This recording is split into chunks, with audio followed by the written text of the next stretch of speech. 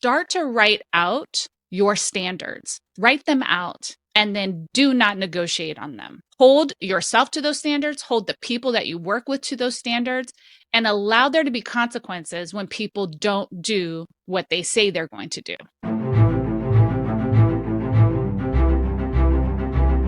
Welcome to the Grant Wise Show. This podcast helps ordinary real estate agents build extraordinary companies. Let's grow in 3, 2. Hey, everybody, and welcome back to the Grant Wise Show. I'm so excited about my guest today.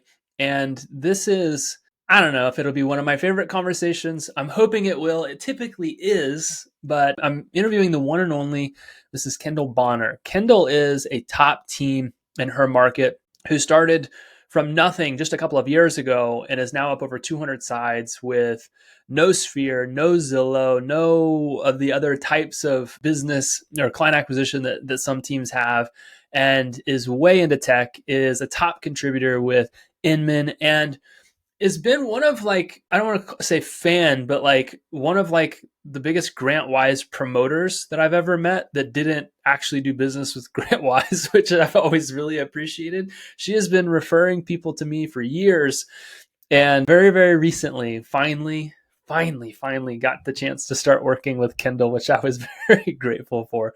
But Kendall, thank you so much for jumping on the show today. Yeah, thank you, Grant. It's my honor, my privilege to be here today. Super excited. You know how much I value and appreciate you. I think you are definitely a pioneer, super smart gentleman who leads with his heart. Those are the kinds of things that I appreciate and value in other leaders. And I see you just give. You know, we run in a lot of the same circles. And so we have these friends in common, which also is awesome, but also just speaks to your credibility and just what an awesome contributor to the community that you are. Yes. Thank you so much, Kendall. I can't tell you how much I appreciate it, and appreciate the friendship 1000%. I think I probably should preface this entire show with something I didn't before.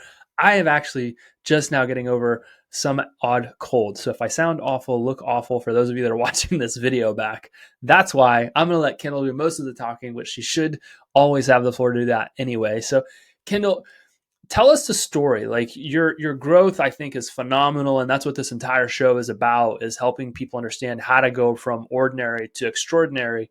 Tell us your story. Like, how do you plop into a market, go to 0 to 200 transactions in virtually no time, with no Sphere, no this, no that, no other? I mean, these are like really incredible and not necessarily normal growth stories. Tell us your extraordinary story. Yeah, no, thank you for that. I mean, what's funny for me is I don't really think that, especially Grant, you know, the friends that we have, you know, the people that we know, it's hard to think of myself as extraordinary in any fashion. But I will say this, a lot of my friends and peers and colleagues they've all been doing this for quite some time. And so they deserve every ounce of success that they have achieved. And so I think what I'm most proud of in this part of my business, this part of my career, is that I did the thing that I think most people forget to do, which is a superpower that I think I picked up from my mother. When my mom was raising me as a teenager, my mom would always drop these little, I call them like wisdoms. And she would say, probably one of the biggest pieces of advice she gave me when I was probably 15, 16 years old, she said, you don't have to make the mistake to learn the lesson. And meaning that you don't have to always make all the mistakes. Like if you pay attention to the people around you, you can learn from them, both the things they do well, as well as the things that they don't do very well, right? Or the mistakes that they make. So one of the first things I did when I started to grow my business was I went and asked all my friends, what are you doing? You know, tell me about your business. Break it down for me. What tools are you using? What systems? You know, what does your avatar agent look like? Like I was asking them, you know, I had a whole interview with several of them. Like I'm talking 40 minutes of just Q&A of me digging deep into their business and their teams and what they were doing well and where they were making mistakes. And so I literally wrote notes, pages and pages of notes as a part of my research for starting my team. And so that I think really, really, really helped me figure out like what did I want, right? What did I like about what they were doing, and what was the thing about their business that I was like, "Oh yeah, that's not going to work for me. I don't think that's the direction I want to go in." To the point of my team, just to kind of give clarity on the team, like how it started and where it's at today. I've been a broker owner for 10 years, right? I had owned my own Remax franchise since 2014. And so I had gotten out of sales shortly after becoming a broker owner with a focus on running the brokerage. And so my husband had wanted me to start a team for years. He just understood that teams had the potential to be more profitable than a brokerage. And he also was like, hey, I want a little bit more control on the business aspect. I want to be able to really kind of build out all the systems and processes that I think a successful agent on a team would need in order to actually, do really well. And so he always used to say, like, brokerages provide training, but it's like a 30,000-foot view. He said, and it's up to the agent to bring it the rest of the way down to the ground. And he said, agents often struggle. We both thought agents often struggle with that, right? It's hard when you're a salesperson to put together all the details, to write out all the marketing pieces, all the processes, then do the work, then be the agent and be the caregiver that you need to be the therapist that you need to be. It's like real estate professional has about 50 jobs through each transaction. And so we thought, you know what, if we could build a team that brings the systems and processes all the way down to the ground, take over or manage some of the pieces that most agents typically don't enjoy doing, right? So they can focus on the pieces they do enjoy doing. That could be a winning combination for both the admin side of the business as well as the agent side of the business. So when we started our team, my biggest challenge was envisioning a team where I was not in sales because I refused to step away from the part that I really loved, which was coaching agents, talking to agents, helping them be the real MVPs, right? Because I knew that if I got into sales again, it would become back about me. And that was something I really didn't want it to be about me.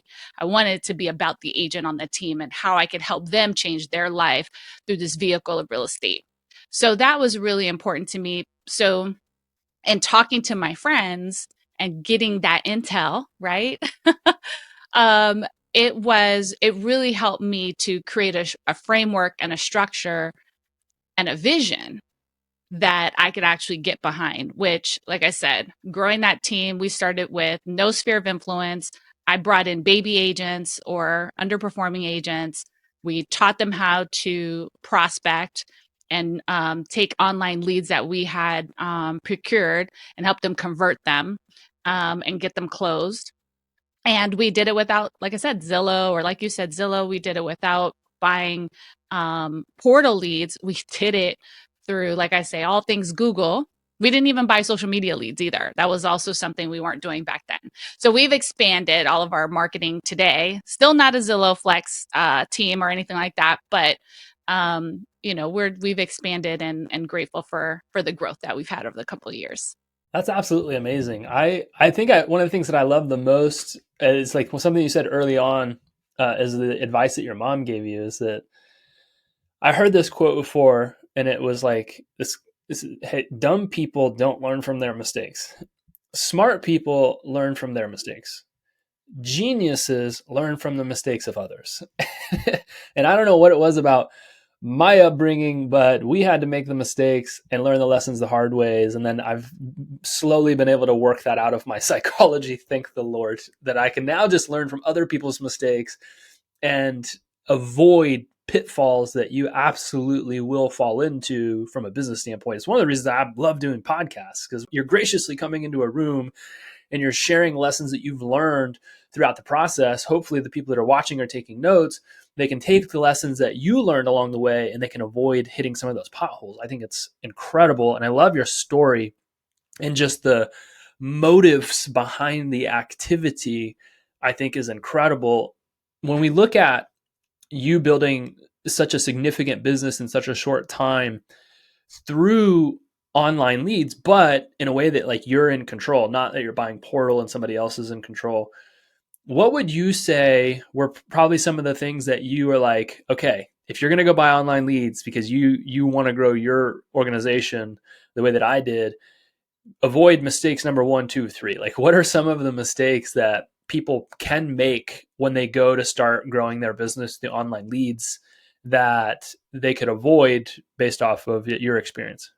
Yeah. Okay. So, one thing I can think of off the top of my head, because we were so focused on converting online leads, we really robbed our agents of thinking about their sphere. So, I would say don't abandon sphere of influence for online leads, right? We did that. So now it's like 2 years later, I'm like, man, we probably could have done a much better job focusing on the clients we did close, like past clients and sphere of influence, and building systems around that earlier than we did. We're just now starting to prioritize that. So I would say that's one mistake. So while you're building one, don't abandon the other. And maybe that's not even an issue for you because you're probably already working your sphere. Like me, I remember I'd been out of the game, the real estate game, for quite some time. So in all my sphere, I used to just take those leads when they came in. I gave them to the agents in my brokerage, right? So I would just hand those off. I didn't personally continue to nurture them. So that's one mistake I made. Another mistake that I made was, like, especially for a chick like me who's total nerd, despite, I don't know what people think about me, but I will tell you, I am indeed a nerd. I love tech, right? So I will, like, new technology. I mean, I get approached all the time to beta test product and, test this, tell us what you think, use it. So I was constantly wanting to reintroduce technology or introduce new technology to my team. And I would, like, get all excited. And then sometimes I would move on to the next thing. Well, a lesson I learned from my husband was stop and focus. Like, don't employ a new technology till the one you recently employed is fully indoctrinated into your company and into your team, right? You have to give things time to marinate and simmer and, like, become part of the culture before you move on to the next thing. So if you're anything like me and you move fast and you like new ideas and you like that fast paced life, slow down would be another lesson. Third lesson I would say is, and I do this now, but I didn't do this in the beginning. Stop and document. Write things down, write down your systems, write down your processes.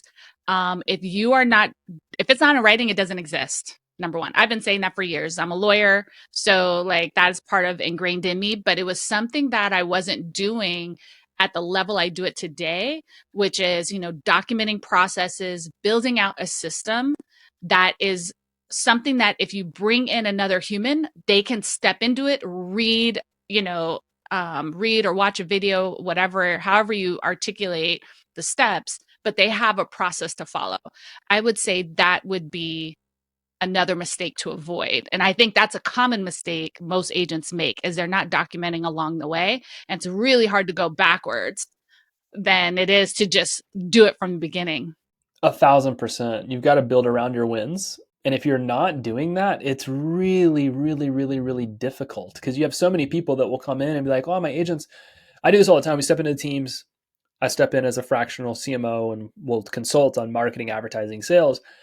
And it's like, well, tell me about your sales process. And then or show me your sales process. And people will start describing it to me verbally. It's like, no, no, no. I get that you understand it, but like, where is it? Where can we see what's written down? And they're like, oh, no, no, no, we don't have anything like that.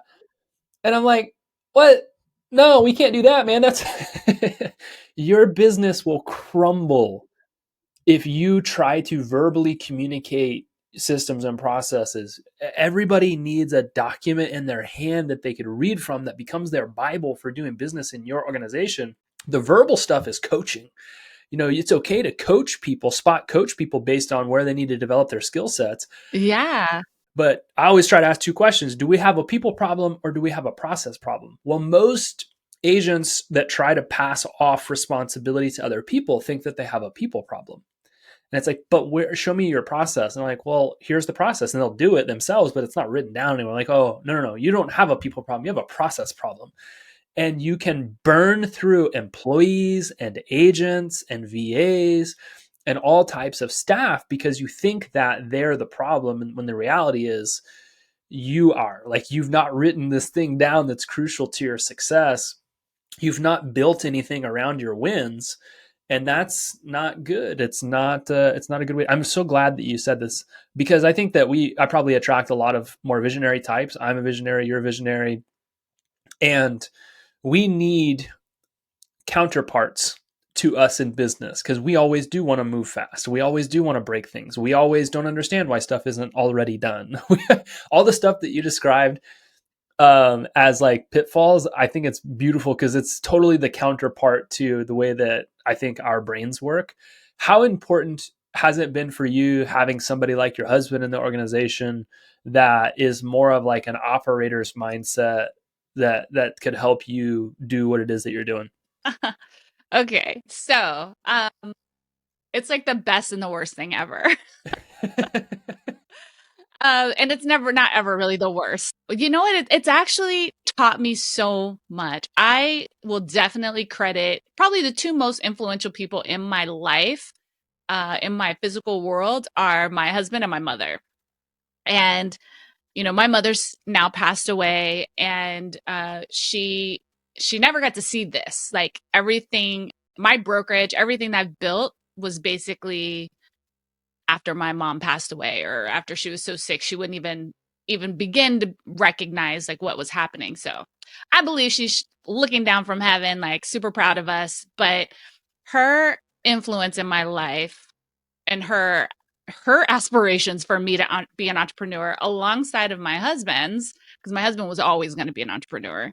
I never wanted to be one, to be honest. And it's the two of them that lead me to who I am today, right? But having my husband in the business with me has been both a pain and a joy, right? Because he challenges me, and like no one else. Right? So he calls me to be greater, which is not a bad thing. But then he also sees things from a different perspective. And so that's this constant like tug of war that we have between we'll say like the logic, although we're both very logical people, we have some traits in common, but like he can be very less empathetic, I'll say, than I am, right? In the business of sales, empathy is required. And so it's like we'll have tug of wars based on things like that. We'll have tug of wars based on, he really likes structure and organization. And I'm a planner, but I'm not, like I have a short attention span, right? I think I have like ADHD or something, because after a little bit, I'm ready to move on to the next thing. So it's much harder for me to stay focused long term. Like I can do focus for a period of time, but like I don't, it's a challenge for me to do a long term, whereas that man can do deep work for long periods of time. He can be very disciplined, and he can be very specific about how he thinks things should be. So those are all great qualities, and those are all extreme blessings to our business. They just always sometimes they butt heads with like my nature and my natural instinct to do things. But the good thing is that after, gosh, our daughter is going to be 17 in a few months. So after 17 years of working together, I think we've mastered it, and we're still married 20 years later, and over 20 years now, and we work better together today than we ever did. So it's something that we've evolved into, and we've learned to pick and choose our battles. But I think, that is a hard thing for a visionary and an integrator to work together, because sometimes just the way that they think, the way they operate is in conflict with one another. But that's also why you need it. You should never be the business operator or owner that wants everyone around you that just says yes, yes, yes. You never want to be the business operator who doesn't have people in their business challenging you, um, encouraging you to be better, encouraging you to think twice about, even if you're not wrong about something, it's never a bad thing to think it again and think through it and make sure that the decision you're making or the move you're making is the best one for your business. We should never not want that in our business. We should want more people like that in our business because, iron sharpens iron and the cream will rise to the top. Love it, love it, love it. I think that visionaries often, we talk about how our, we're constantly wanting to go. We have this lack of focus because we like the new things. There's probably people listening to this that may have even experienced this in the past. I know I have, where it's like you get something all the way to the finish line, it's working, but then you kind of like veer off and go start focusing on something else. And that thing just kind of like dies in your organization. And it's like, why is that not working as well as it used to? It was working so good. And since I started focusing on this other thing, it's not working well. And it leads to this huge roller coaster where agents and team leaders are like, I just feel like I can never get things off the ground because once they get to a place, they just kind of die after it. And I don't think they realize that they're missing a person in their organization that is like your husband. As frustrating as the relationship is, I've got integrators in my life and they drive me nuts because I'm like, no, let's just go. No, let's do this. No, let's do that. And they're like, no, you need to calm down because we got to get this stuff right. And it's like, but there's so much value in what they contribute to an organization and its growth, but even more so to its sustainability, to its sustained growth. Because I talk to so many people that are like, I get this thing and it's like, it's working. And then we just stop. And it's like, well, you started focusing on something else and you didn't have somebody operationalize the thing that was working in your business so that it would always work for you. Two biggest problems I see in business. Number one is understanding how to get customers. And then number two is understanding how to operationalize the act of getting customers so that it always happens for you. So if you're listening to this, and you're like, oh man, I may need somebody like Kendall's husband. The truth is it's probably 100% accurate. I think we all probably need somebody like Kendall's husband to be in our lives and to help us, push this thing to the edge. So push this thing to the finish line. So Kendall, I cannot tell you how much I've appreciated you being here today and adding value and just kind of winding down. What is what you would say, just like one thing that if somebody was listening to this, like, how do I go from extraordinary or ordinary to extraordinary? What's like the first step I need to take? What would you say is, maybe a critical step somebody could take to really start to transform their business from a growth standpoint? Excellent question. Um, I think that if I were to give someone advice, like it would honestly frame back from one of my favorite quotes. And if anyone's ever heard me speak before, I probably bring this quote up all the time. But and actually there's two. So I'll pick the one that I think I probably have said the least that I think is just equally as important, which is a quote by Keith Cunningham. It was from a book I read called The Road Less Stupid. And it's a business book. You should go read it if you're in business. Yes. Yes. Um, It's a good one. yeah, he said the quality of your life is a direct reflection of what you make non-negotiable. And to me, why that's symbolic, and I said this on stage at Built How, a conference sponsored by Place, and Chris Suarez actually heard that quote from me and went and extrapolated and wrote like a beautiful blog about it. And honestly, he was even more insightful than where I had taken it. Like he even got me to think more deeply about that.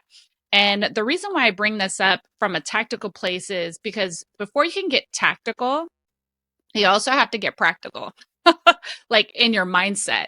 And one of the things that we do is we are constantly renegotiating with ourselves.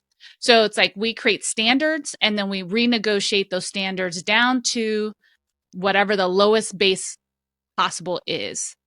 And so that's not a formula for success. Like going backwards, renegotiating with yourself is not going to take you to the next level. You've got to get more disciplined with not negotiating with yourself once you create a standard. So, what I would say from a practical standpoint is, or tactical, is start to write out your standards, write them out, and then do not negotiate on them. Hold yourself to those standards, hold the people that you work with to those standards, and allow there to be consequences when people don't do what they say they're going to do. because that is probably the best form of love and care and accountability you could ever have with someone, is getting them to stop renegotiating with themselves. So that would be my practical tip.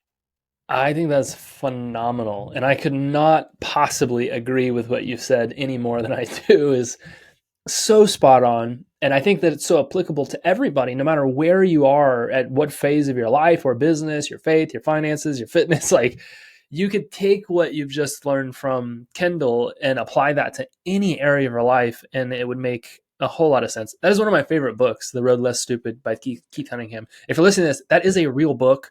I'll link down below in the show where you could click to go grab that if you wanted to.